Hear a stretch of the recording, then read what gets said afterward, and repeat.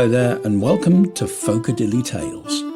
Every week we will be here to tell you some crazy stories, some amazing poems accompanied by some fantastic songs. My name is John Hales and I will be your host.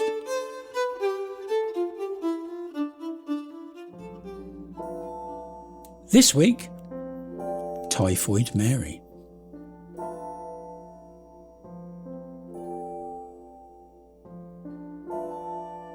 In the bustling streets of New York City in 1883, the air was thick with the dreams and ambitions of immigrants seeking a better life. Among them was Mary Mallon, an Irish woman of striking beauty and extraordinary culinary skills. She found employment in the opulent kitchens of the wealthy, where her dishes dazzled the palates of the elite. Yet Mary harboured a devastating secret. Inside her body lurked the bacterium Salmonella typhi, making her an asymptomatic carrier of typhoid fever. While Mary exhibited no signs of the illness herself, she was a vessel for the deadly pathogen that would spread through all the food she prepared. It didn't take long for her to notice an unsettling pattern. Her employers and their families frequently fell ill, some even succumbing to the fever and dying. In an effort to evade becoming ill herself, Mary moved from establishment to establishment, serving only short stints before another outbreak drove her away. As the years rolled on, outbreaks of typhoid fever surged throughout the city, raising red flags to health officials who began piecing together the source of the sickening epidemic. Despite her charm and beauty, the idea of implicating Mary with her radiant smile and graceful demeanour felt unthinkable to many. If only she had been dressed in rags and had been repulsive, maybe her fate would have been different. Alas, the city's privileged class could scarcely believe that someone as enchanting as Mary could bring such despair. It was in 1907 when Dr. George Soper, a tenacious public health investigator, finally confronted Mary.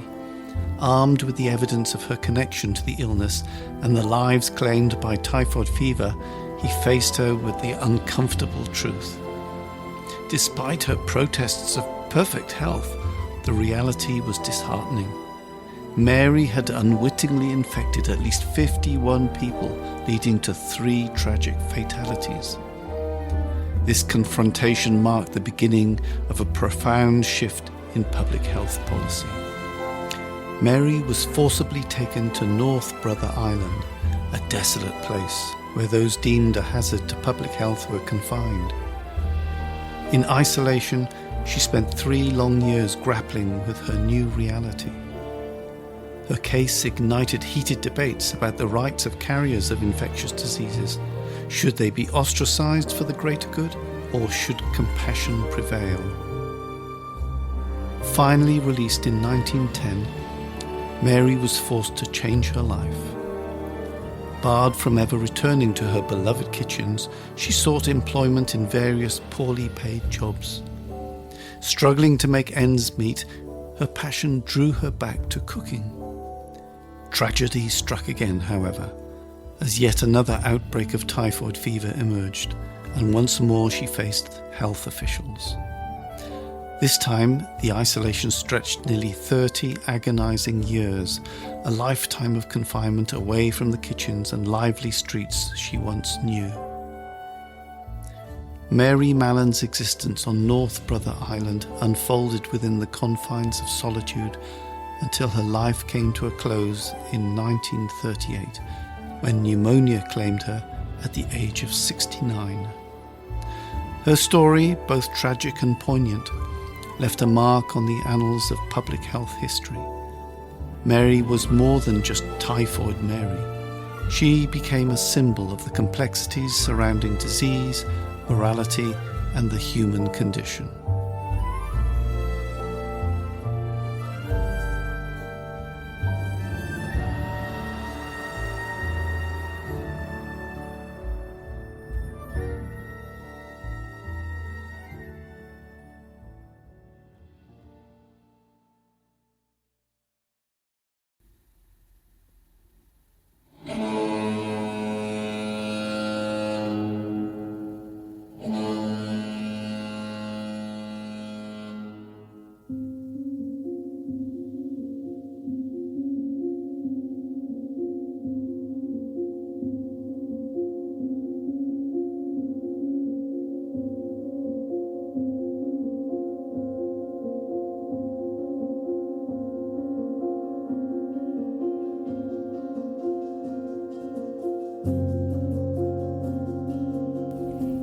Mary sailed across the sea.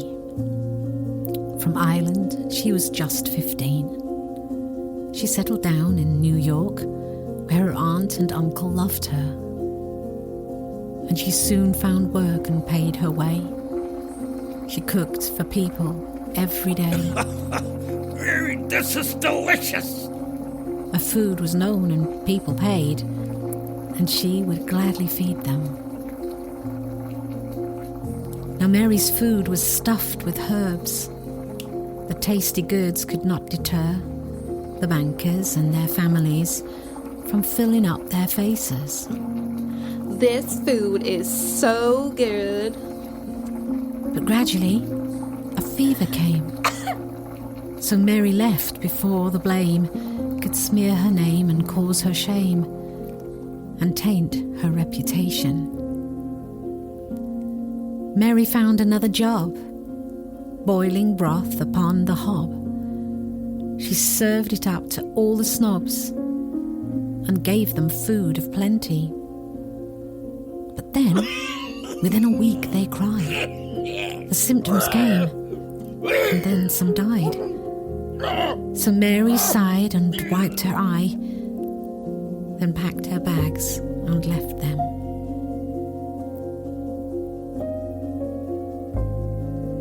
Now George was hired to save the day, so off he went to snoop and stray along the path so dark and grey that led to Mary Mallon.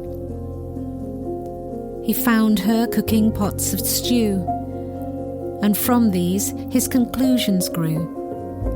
Connections made, suspicions laid. He arrested Mary Mallon. Poor Mary, she was locked away. Upon an island she would stay, and many years she sat and prayed they'd end her biggest nightmare.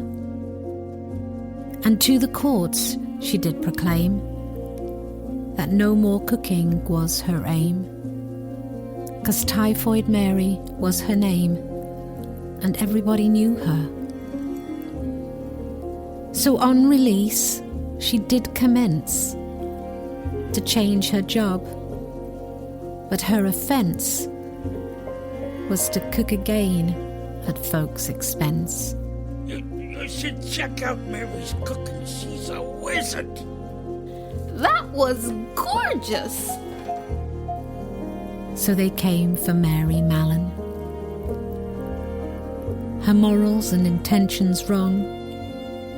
She was quarantined her whole life long until she died, and then was gone. Oh no, poor Mary Mallon.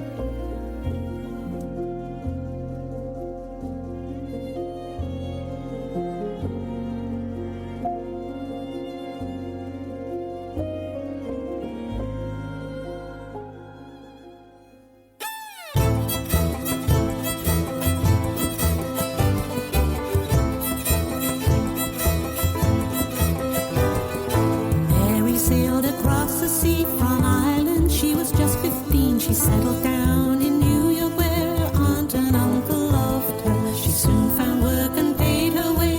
Cooked for people every day. Her food was known and people paid. She would gladly feed them. Rickety-tickety, oops-a-daisy. Rickety-tickety, people got sickety. Rickety-tickety, oops-a-daisy. Mary Mallon's at it again. Rickety-tickety, oops-a-daisy. People got sickety, rickety-tickety, oops-a-daisy, rickety-tickety-tickety-tick. Now Mary's food was stuffed with herbs. The tasty goods could not deter the bankers and their families from filling up their faces. But gradually a fever came, so Mary left before the blame could smear her name and cause her shame and taint her reputation. Rickety-tickety, oops-a-daisy, rickety-tickety, people got sickety, rickety-tickety, oops-a-daisy, Mary Mallon's at it again. Rickety-tickety, oops-a-daisy, rickety-tickety, people got sickety.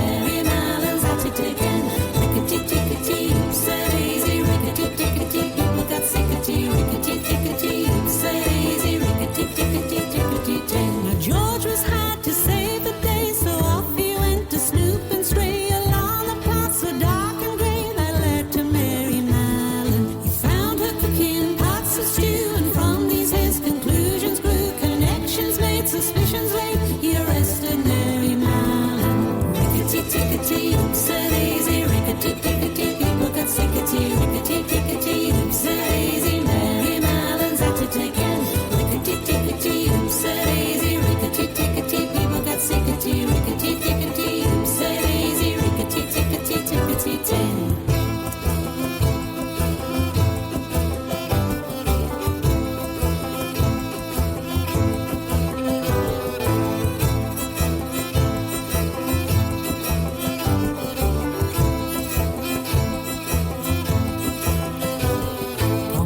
She was locked away upon an island. She would stay, and many years she sat and prayed they'd end her biggest nightmare. And to the clouds she did proclaim that no more cooking was her aim, 'cause Typhoid Mary was her name, and everybody knew her.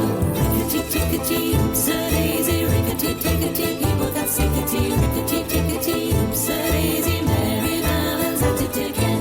Rickety-tickety, oops-a-daisy, rickety-tickety, people got sickety, rickety-tickety, oops-a-daisy, rickety-tickety, tickety-tin. So on release she did commence to change her job, but her offense was to cook again at folks' expense. So they came for Mary Mallon, her morals and intentions wrong. She was quarantined her whole life long until she died, and then was gone. Oh no, poor Mary Mallon. Rickety-tickety, oops-a-daisy, rickety-tickety, people got sickety, rickety-tickety, oops-a-daisy, Mary Mallon's at it again.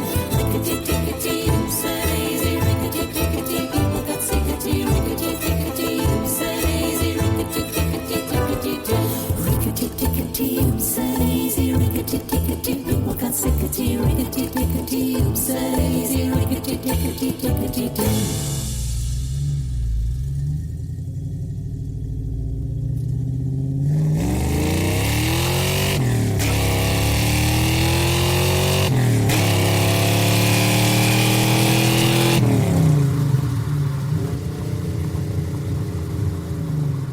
Next week, it's bonus story time as promised, and Nick Murray Brown is here to talk to you about the generous king.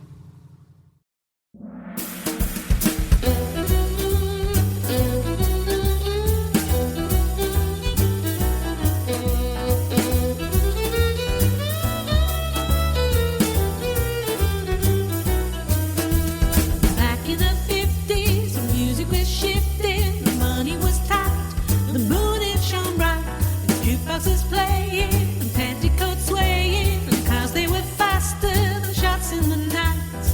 He always said, if I get rich, I will buy you what you want. You can leave the past behind, and you'll then find what money buys will blow your mind. So Elvis bought a Cadillac on Sunday, gave it to his mama on Monday morning. Elvis bought a Cadillac on Sunday. Oh no, she couldn't.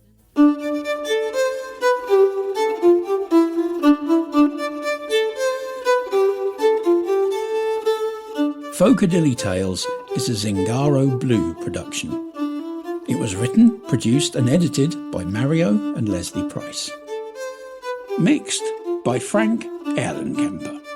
The poems, lyrics and songs are also written by Mario and Lesley Price. My name is John Hales and I've been your host. Our storytellers this week were Mario and Lesley Price.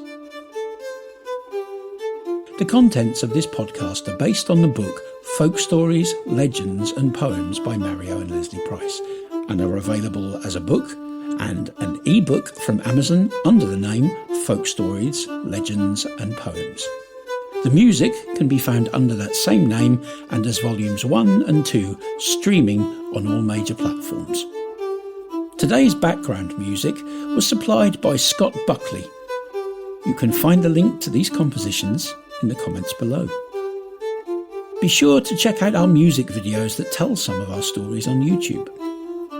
For more information about Zingaro Blue, visit our website at www.zingaroblue.co.uk or find additional links in the comments section.